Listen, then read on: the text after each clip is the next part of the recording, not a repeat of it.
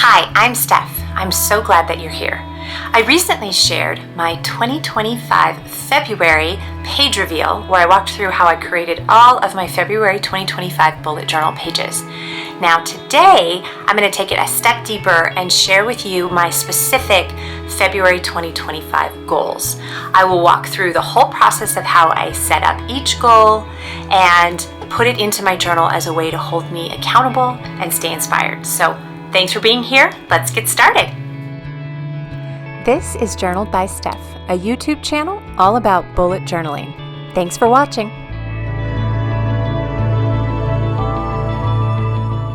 Let me give you a quick recap of February's feature spread setup.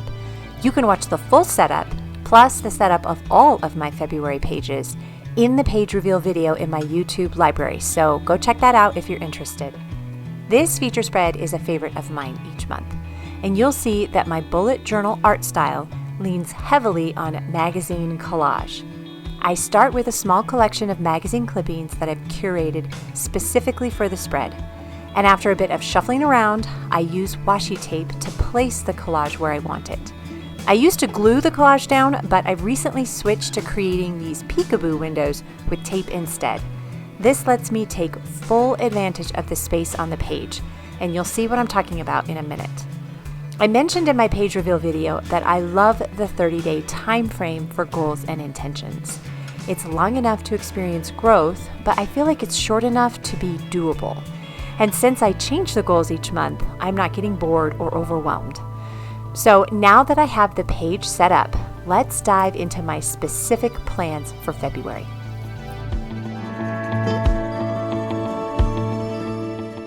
The first section I'm going to share is called This Plus That, and I wanted to tell a quick background story. So I was watching Instagram the other day and laughing at a viral video that someone had made that everyone was sharing.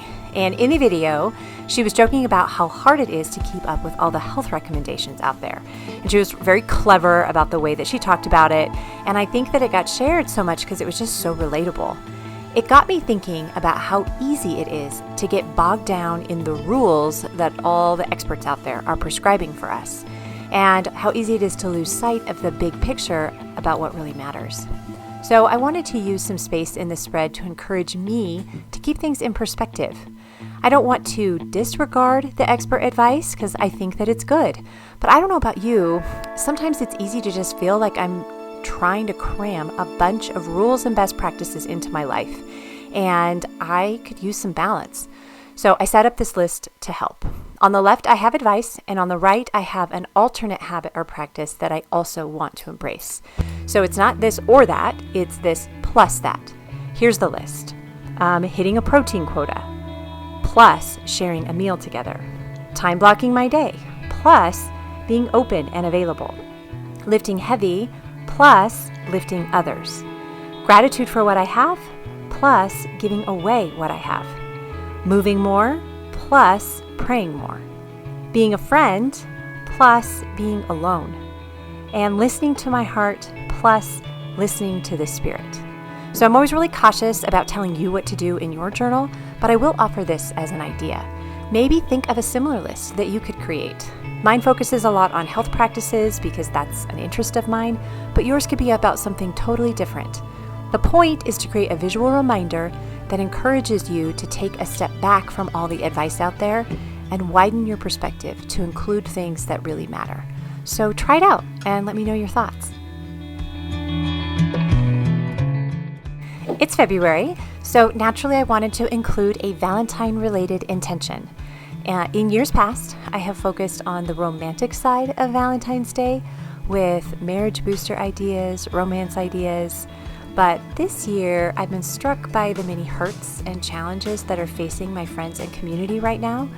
Even myself, I have some hard things that are happening, and I want to think more and act more on how to be a helpful agent of change. So I have this idea to give unconventional Valentines that come in the form of action. And I'm calling this section Be the Change Valentines.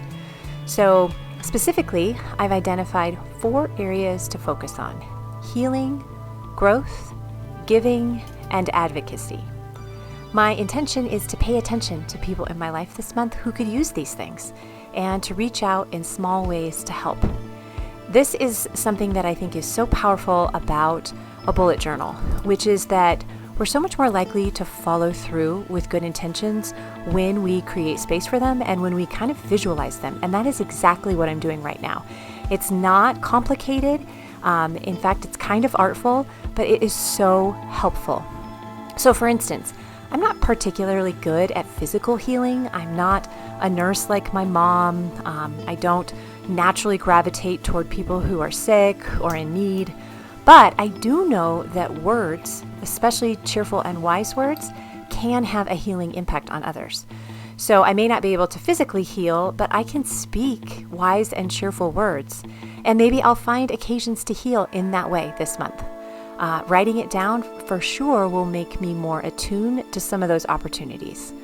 Of course, delivering soup, also fail-proof, so I might do some of that too.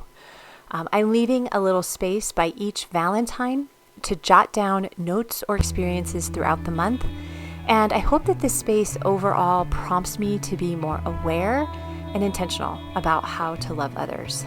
So I'm looking forward to seeing what happens. I'm looking forward to asking myself, how can I be a healer? How can I help others grow? How can I give?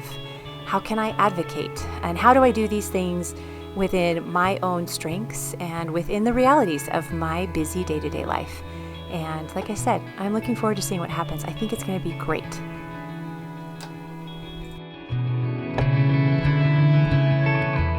I don't know about you, but February is one of the more challenging months for me for my mental health. And I usually need a little extra something to help. I'm often antsy for winter to be over, and I struggle with feeling a little bit more blue. So I've learned from experience that something that helps me combat this is to cultivate creativity. And this can happen often by enjoying the artfulness and creativity of others or by creating things myself.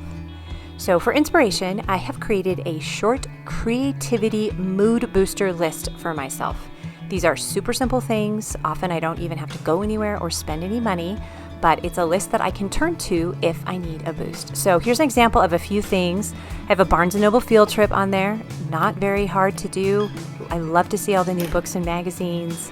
I have a lot of craft-related things like repurposing, sewing, knitting, weaving, anything with my hands, creating something pretty, beautiful.